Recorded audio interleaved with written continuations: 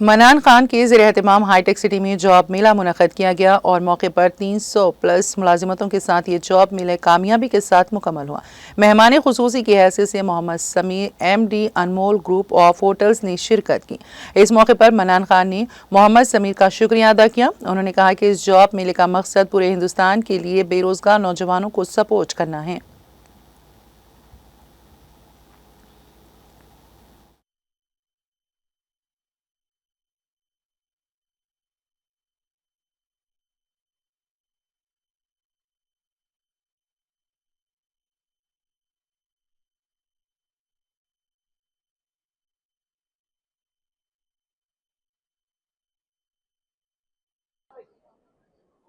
अस्सलाम वालेकुम, नमस्कार, सत श्री अकाल, हेलो एवरीवन।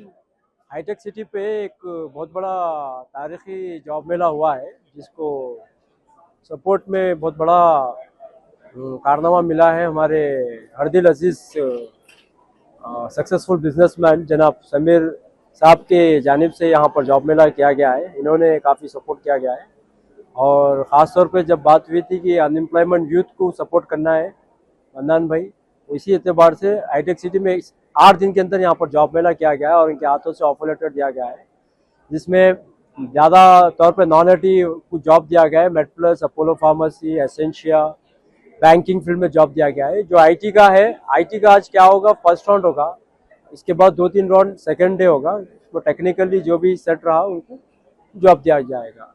तो फिर भी 2-3 कंपनियां हैं आईटी के जो स्पॉट ऑफर लेटर दे सकते हैं।